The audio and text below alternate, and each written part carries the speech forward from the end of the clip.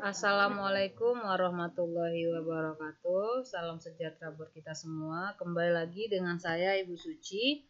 Hari ini saya akan menjelaskan kepada Nanda semua tentang topik strategi mengatasi berbagai ancaman terhadap bidang ideologi, politik, ekonomi, sosial budaya, pertahanan dan keamanan, serta ketahanan nasional. Adapun tujuan pembelajaran pada KD ke-5 ini, yaitu kalian diharapkan mampu memahami strategi dalam mengatasi berbagai ancaman terhadap Ipolexos Budankam dalam membangun integrasi nasional dan dapat memahami ketahanan nasional dan perspektif ketahanan nasional serta gagasan dari ketahanan nasional dalam membangun integrasi nasional ya. Pada minggu yang lalu saya sudah jelaskan beberapa ancaman terhadap keutuhan NKRI di bidang ideologi seperti masuknya paham komunis ya, kemudian ada ancaman di bidang politik seperti propaganda yang dilakukan oleh elit politik, kemudian ada ancaman di bidang ekonomi dan lainnya. Nah, hari ini ya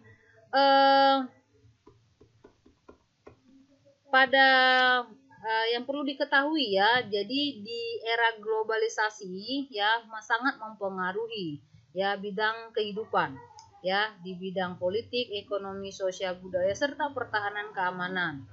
Jadi Indonesia sebagai bangsa yang besar dalam hal ini harus punya sikap yang tegas ya terhadap pengaruh-pengaruh negatif yang datangnya baik dari dalam maupun dari luar daripada wujud globalisasi ini.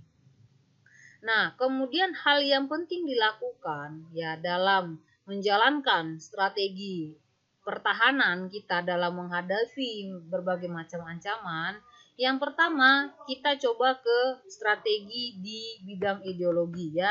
Upaya yang dapat kita lakukan yang pertama adalah kita harus ya mampu menunjukkan eksistensi sebagai negara yang kuat dan mandiri. Nah, tanpa meninggalkan kerjasama dengan negara-negara lain. Jadi meskipun ideologi kita Pancasila, tetapi kita tidak menghilangkan atau tetap bekerja sama dengan negara-negara yang punya ideologi berbeda dengan kita. Tetapi dalam hal ini kita tetap menjadikan Pancasila ini sebagai nilai-nilai hidup ya. Nilai-nilai hidup di dalam kegiatan sehari-hari ya. Kemudian Pancasila ini juga tetap kita jadikan sebagai dasar dalam penyelenggaraan negara, dalam kehidupan berbangsa dan bermasyarakat, begitu ya. Nah, intinya adalah strategi mengatasi ancaman di bidang ideologi kita tetap terus eksis kita menggunakan dan menjunjung tinggi nilai-nilai daripada Pancasila itu dalam kehidupan sehari-hari ya, dalam kehidupan di keluarga, masyarakat, berbangsa dan bernegara, tetap kita junjung tinggi nilai-nilai ketuhanan, kemanusiaan, persatuan, nilai musyawarah dan nilai keadilan dalam kehidupan ya, sehingga ancaman yang kiranya akan muncul dapat kita cut begitu ya.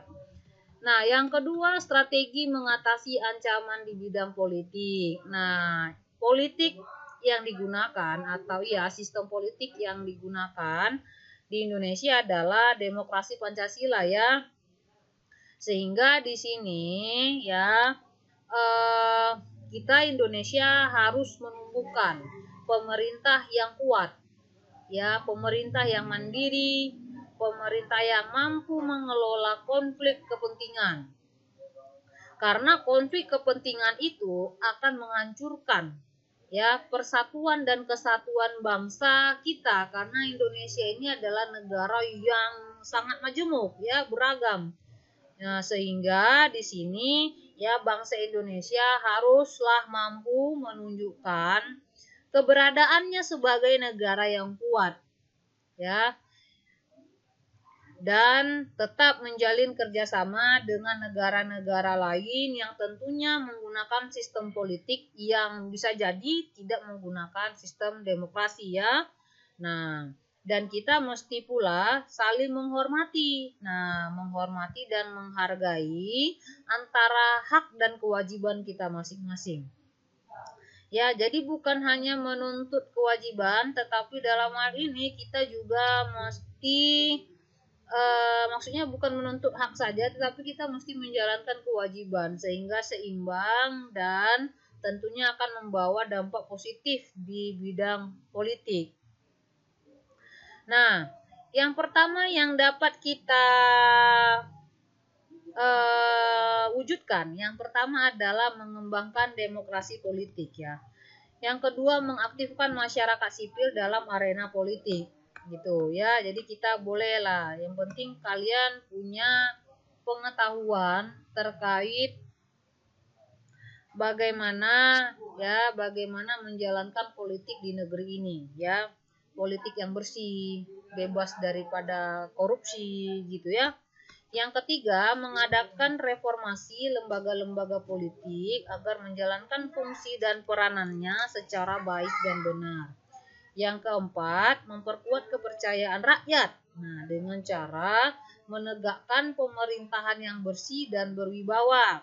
Nah, untuk mendapatkan kepercayaan itu tidaklah mudah, ya, cukup sulit karena di sini perlu waktu yang lama, ya, yang mana dalam proses menegakkan pemerintahan yang bersih dan berwibawa ini kita butuh waktu yang cukup, ya. Nggak mudah, tetapi kita dapat, ya, mendapatkan kepercayaan rakyat dengan kinerja yang bersih dan berwibawa itu. Oke, bukan money politik. Yang kelima, menegakkan supremasi hukum. Hukum ini kita jadikanlah sebagai panglima tertinggi dalam kehidupan. Jika memang bersalah, maka dihukum, ya. Kalau emang tidak bersalah, ya dibebaskan. Begitu, ya. Bukan hukum ini runcing di bawah saja, tetapi runcing atas dan bawah. Oke. Yang keenam adalah memperkuat posisi Indonesia dalam kancah politik internasional. Ya, bagaimana Indonesia cukup, ya, menjalin hubungan internasional dengan negara-negara baik di ASEAN, ya, maupun regional, bilateral dan multilateral cukup, tetapi di sini bagaimana kita memperkuat posisi Indonesia dalam politik internasional.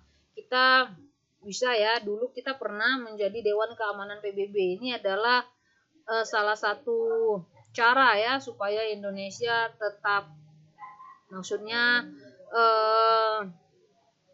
dapat memperkuat posisi Indonesia, begitu, ya. Jadi nggak dianggap remeh, begitu maksudnya. Jadi ambillah posisi yang strategis, begitu, dalam kerjasama internasional, begitu, ya. Nah, yang berikutnya adalah strategi mengatasi ancaman di bidang ekonomi. Nah, globalisasi ekonomi ini cenderung dikendalikan oleh negara-negara maju, ya. Sementara kita, negara yang berkembang, kurang diberi ruang dan kurang diberi kesempatan, ya, untuk memperkuat perekonomian kita. Nah, Indonesia, ya, lebih sering dijadikan objek yang hanya bertugas melaksanakan keinginan-keinginan negara maju, ya. Nah, ada lembaga-lembaga dunia, lembaga-lembaga ekonomi seperti International Monetary Fund atau Bank Dunia, World Bank, ataupun World Trade Organization atau WTO, ini sepenuhnya belum memihak kepada kepentingan negara berkembang.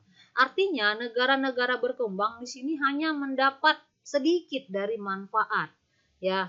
Bahkan juga bisa menderita karena kebijakan yang aturannya yang tidak jelas, begitu, ya. Bisa jadi bunga bank yang terlalu tinggi, sulit dibayarkan oleh negara yang berkembang, ya kan? Artinya apa? Membuat kita lebih menderita, begitu, ya. Nah, oke, sampai di sini paham? Nah, dalam hal ini menghadapi ancaman yang berdimensi ekonomi, ya, maka dapat dilakukan ya secara internal maupun eksternal. Kalau dari internal kita perlu ya membuat atau menciptakan lapangan kerja padat karya. Nah, itu dari dalam negeri itu dapat kita lakukan dengan meningkatkan penciptaan lapangan kerja. Ya, bukan kita cari kerja, tapi bagaimana upaya yang dilakukan supaya lapangan kerja ini semakin banyak, luas, sehingga dapat mengurangi pengangguran dan kemiskinan, kemudian pembangunan infrastruktur, ya, penciptaan iklim kerja yang kondusif dan pemilihan teknologi yang tepat guna, ya. Kalau secara eksternal atau dari luar, di sini Indonesia harus membangun dan menjaga hubungan baik dengan negara-negara lain dalam tatanan ekonomi dunia, ya. Membangun dan menjaga hubungan baik dengan negara-negara lain ini dapat dilakukan melalui kerjasama begitu ya, atau iyalah hubungan internasional lah ya. Artinya di sini hubungan yang baik akan menghasilkan yang baik pula begitu ya. Nah, sampai di sini paham? Nah, di sini ada artikel ya, ketersediaan pangan kunci ketahanan nasional di masa pandemi COVID-19. Oke. Nah, coba kita kalian baca ya. Kalian baca artikel di bawah ini. Pemerintah Indonesia mencanangkan pembangunan food estate atau lumbung pangan di Kalimantan Tengah. Langkah yang dilakukan sebagai upaya mengantisipasi krisis pangan dalam negeri akibat pandemi COVID-19. Presiden Joko Widodo menunjuk Prabowo Subianto selaku Menteri Pertahanan sebagai penanggung jawab untuk menyukseskan program ini ya. Adanya pandemi COVID-19 ini juga berpengaruh terhadap produksi pangan dalam negeri. Untuk pemenuhan pasokan pangan dalam rangka ketahanan pangan, pemerintah merencanakan membangun food estate di Kalimantan Tengah. Ya, seperti diketahui, pandemi COVID-19 ini berdampak besar ya pada lembaga pilar kehidupan di hampir seluruh dunia. Nah, selain di aspek kesehatan, juga kepada resesi ekonomi dan kekurangan pangan, sehingga Presiden Joko Widodo ya dengan memerintahkan menteri-menterinya untuk mengelola pasokan pangan agar jangan sampai kekurangan. Begitu ya. Kemudian setelah membaca artikel itu, jawab ya, bagaimana menurut kalian tentang strategi dari Bapak Jokowi? Ya, apakah strategi itu memperkuat ketahanan nasional dalam bidang ekonomi? Nah, yuk, ini saya ulangi aja. Ini kalian baca ya.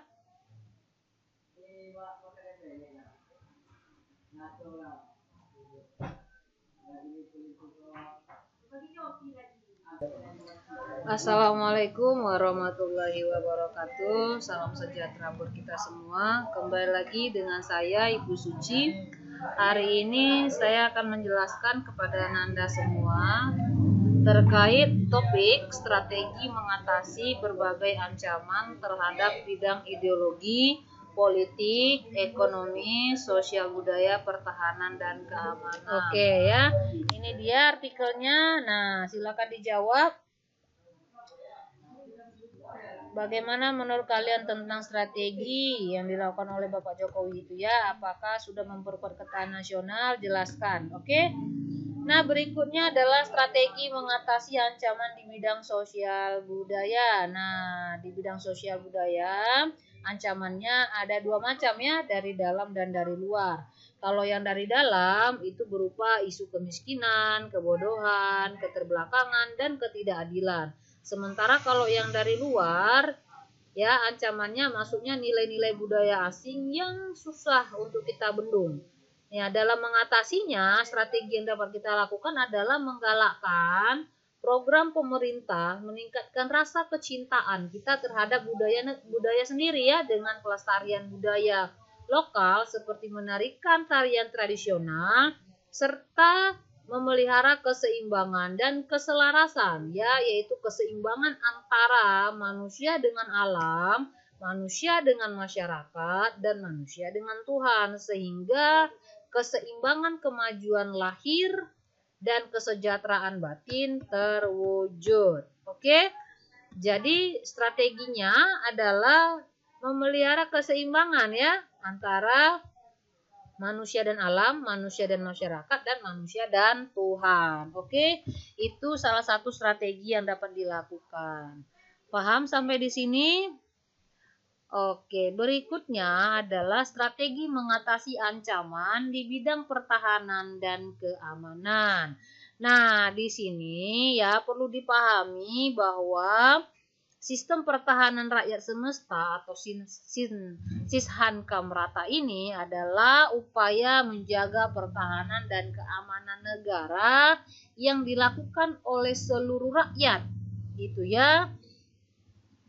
Nah, ancaman di bidang militer ini ya berbahaya banget karena akan mengancam kedaulatan negeri, ya.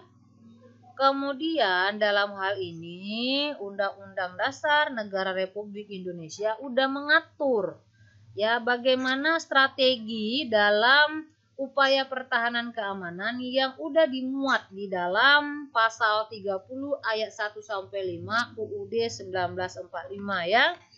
Ini bunyinya 1 2 3 4 5. Tiap-tiap warga negara berhak dan wajib ikut serta dalam usaha pertahanan dan keamanan negara. Yang kedua, usaha pertahanan dan keamanan negara itu dilaksanakan melalui sistem pertahanan dan keamanan rakyat oleh TNI, Polri, dan rakyat. Oke. Kemudian TNI terdiri atas Angkatan Darat, Laut, dan Udara. Yang keempat, Polri sebagai alat menjaga keamanan dan ketertiban di masyarakat, dan susunan kedudukan TNI dan Polri diatur di dalam undang-undang ya. Oke, sampai di sini paham, Nak? Oke, jika paham, kita sudahi saja videonya. Saya ucapkan terima kasih dan jangan lupa dijawab pertanyaannya. Oke, satu soal aja diberikan penjelasannya. Oke, terima kasih. Kita tutup. Wassalamualaikum warahmatullahi wabarakatuh.